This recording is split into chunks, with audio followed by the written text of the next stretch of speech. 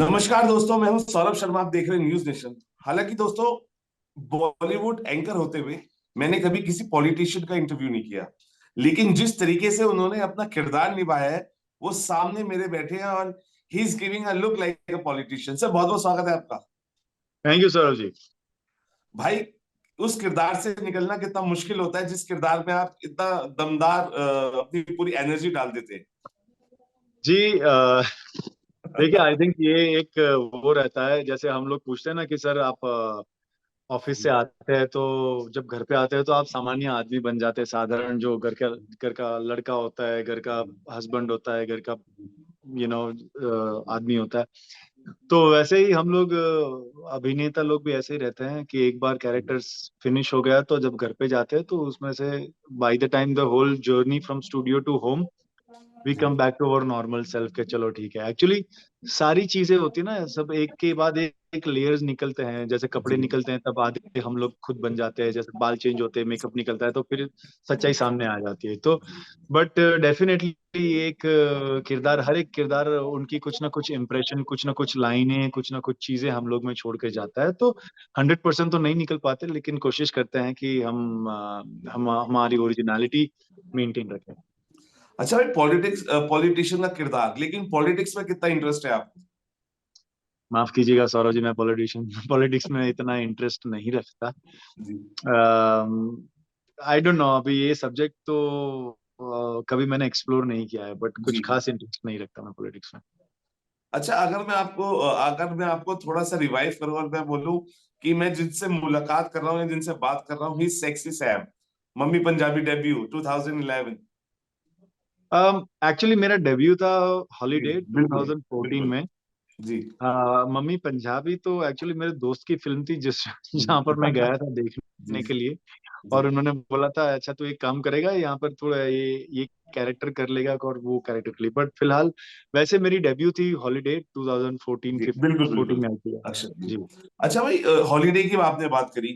जब आपके पास एक कोई फैन आता है या कोई आता है और कहता है कि आपकी फिल्म मैंने 27 बार देखी है, और हाँ वो बहुत स्पेशल मेमोरी होती है। उस समय आप चाहते हैं कि वो फैन जो है उसको गले लगा लिया जाए और उसको बिठा के चाय पिलाई जाए। जी। और कभी ऐसा और हुआ है कि क्योंकि हॉलीडे के वक्त हुआ था, एक फैन ने आपको आके बोला था मैंने आपकी मूवीज 27 टाइम्स देखी है। सो जी। So do you enjoy that fan movement? और शॉकिंग लगता है जब फैंस आते हैं और ऐसी बातें बताते हैं? नहीं, बहुत अच्छा लगता है, इनफैक्ट इतना अच्छा लगता है कि मैं क्या जी। बताऊं, उतनी बार तो मैंने कई बार फिल्में नहीं देखी थी। और काफी सारे लोगों ने, काफी सारे लोग ऐसे आकर मुझे बोलते हैं और फिर वो मेरे फिल्म के सारे डायलॉग मुझे बोलने ही लगते हैं, एक के बाद एक के बाद एक। और मुझे वो ताज्जुब वाह। होता है कि यार तुमने ऐसे कितनी बार देखी कि ताकि तुम्हें सारे डायलॉग्स पता है। सो बट ये ऐसी मोमेंट है जहां पर हम एक अभिनेता सिर्फ पैसों के लिए काम नहीं करता या सिर्फ फेमस होने के लिए काम नहीं करता। उसका एक वो भी होता है कि जब लोग आकर सराहना करते हैं काम की, जब लोग आकर ये बोलते हैं कि देखो जी। हमने आपकी फिल्म इतनी बार देखी और क्या काम किया आपने सर, मुझे आपका रोल बहुत अच्छा लगा, तो that is also satisfaction that जो हमें अच्छा लगता है। तो बहुत इट्स अ फीलिंग दैट जो मैं अपने शब्दों में उसका वर्णन नहीं कर सकता, उसको बता नहीं सकता कि कितनी अच्छी फिल्म होती है ये। भाई, एक यूपी की कहानी है। यूपी, जो ये ताना बाना बुना गया है यूपी का, और अभी आप देख रहे हैं जो योगी जी है, जो वहां के जो भ्रष्ट लोग हैं उन पे बिल्कुल निगाहें लगाए बैठे हैं, और जितने भी और जो भी करप्ट लोग हैं उनके जी। उन पे बुलडोजर चल रहा है। तो जी। आपने ऐसी ऐसी you have gone through that also जब आप प्रिपेयर कर रहे थे यूपी की कहानियां, योगी जी की? देखिए, यूपी हमारे राजनीति का एक मुख्य गढ़ है, और वहां बिल्कुल। पर जिस तरह से वो प्रदेश है, वो वहां जी। पर काफी सारी मूवमेंट्स हमेशा होती रहती है, बिल्कुल whether it is political front और whether it is mafia front और ऑल दीज थिंग्स। और बिल्कुल। वहाँ वो एक प्रदेश ऐसा है जहाँ पर सख्ती की बहुत बारी जरूरत पड़ी हुई है। जी। तो ये इंस्पेक्टर अविनाश भी कुछ ऐसा ही दायरा है जहां पर 90 के दशक में और बिल्कुल। अर्ली 2000 के दशक में जो एसटीएफ फॉर्म की थी, स्पेशल करेक्ट। टास्क फोर्स जी की, जी वहां पर जी। गुंडा तत्व बहुत ज्यादा बढ़ गया था और उसे नाबूद करने के लिए ये एसटीएफ फॉर्म की थी, जहां पर अविनाश मिश्रा जी चीफ बिल्कुल। थे। तो ये उसी दायरे की कहानी है। और जब जब वो होता है ना कि जब जब धरती पर पाप बढ़ जाता है तो उसका नाश करने के लिए कोई आ जाता है। तो जी। वैसा ही कुछ हमारे यूपी में अभी भी हो रहा है, और इंस्पेक्टर अविनाश के टाइम पर भी हो रहा था। अब एसटीएफ खुद तो फॉर्म नहीं हो सकती थी, तो वहां पर एक वीर भूषण की जरूरत थी जो मैं प्ले कर रहा हूँ। तो मैं एक ऐसा ही पॉलिटिशियन प्ले कर रहा हूँ जो आप बता रहे हैं कि जिसकी नजरें ये गुंडा तत्व पर है, और उसे नाबूद करने में उसने ठान लिए है कि अब हम इन्हें इनके खला खत्म ही कर देंगे।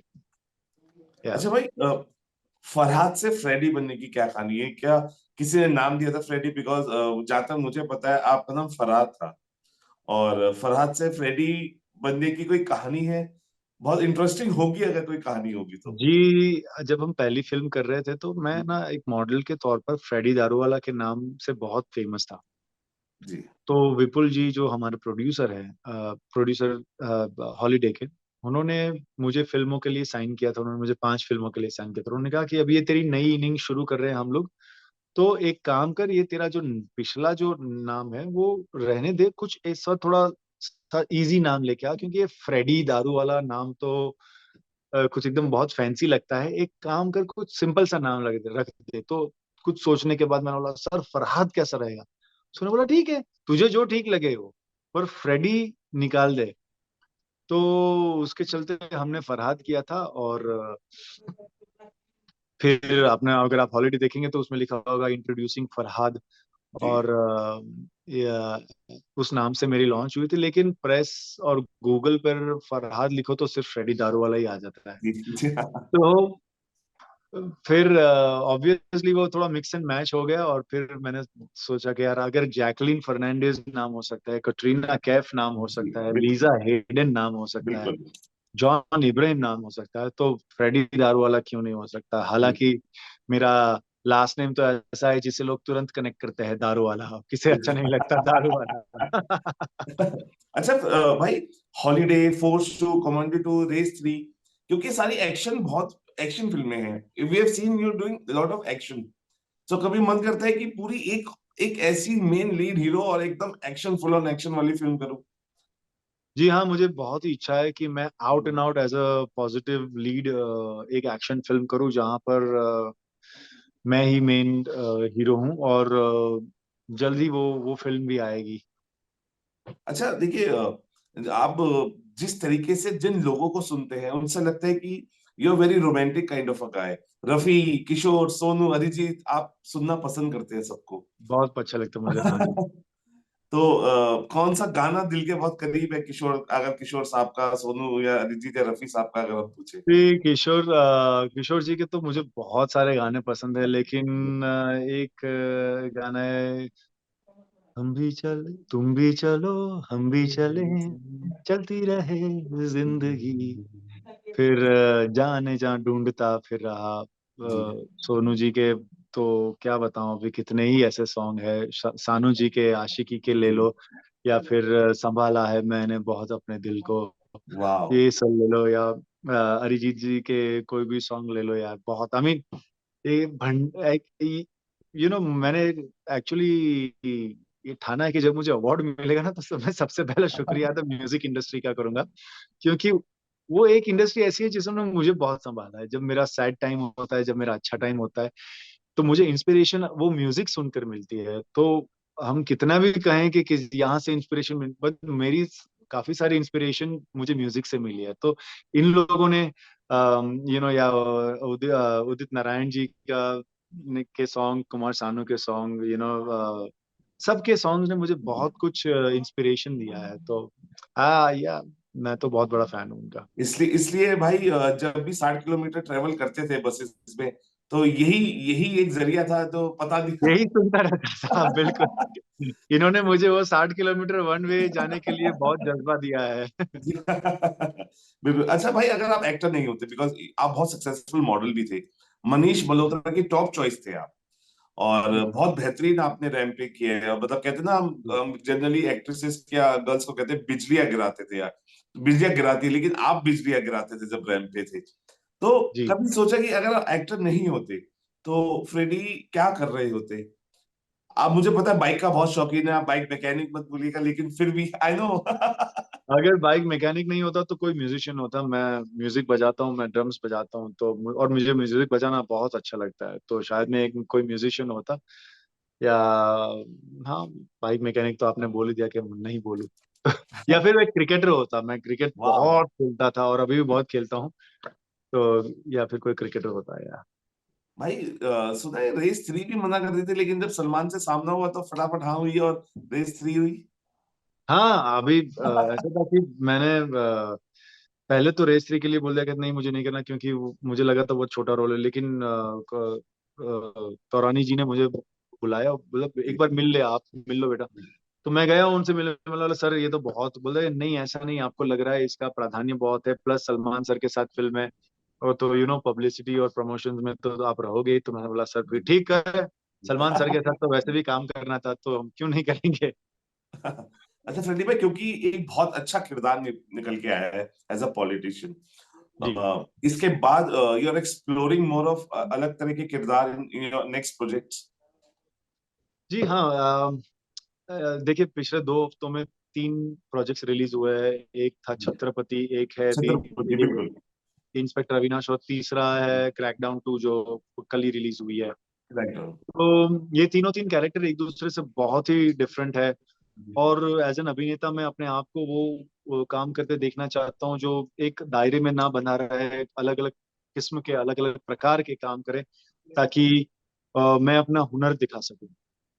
भाई आखिरी 2 सवाल, आपको क्या लगता है कि जो फ्रेडी है वो कौन से किरदार में सबसे ज्यादा फिट बैठेगा, या वो एक ऐसा किरदार करना चाहता है स्क्रीन पे जो मेमोरीज हो, और वो कहते हैं हिस्टोरिकल किरदार कौन सा आप निभाना चाहते हैं अगर आपको दिया जाए। मैं चाहूंगा कि मैं एक स्पोर्ट्स बायोपिक करूं, वाह। ताकि मैं तो खुद स्पोर्ट्समैन रहा हूं पूरी जिंदगी, तो मुझे बहुत अच्छा लगेगा अगर मुझे कोई स्पोर्ट्स बायोपिक करने का मौका मिले, या फिर कोई म्यूजिशियन की स्टोरी करने का मौका वाह। मिले, या क्योंकि मुझे लगता है कि या फिर कोई पॉलिटिशियन की भी, हालांकि मैंने पॉलिटिशियन प्ले किया, लेकिन कोई पॉलिटिशियन की भी, क्योंकि पॉलिटिशियंस को हमारे वहाँ अच्छे तरह से जी। दर्शाया नहीं जाता, हालांकि वो बहुत मेहनती और सबसे ज्यादा मेहनती और बिल्कुल। सबसे ज्यादा काम करने वाले लोग होते हैं।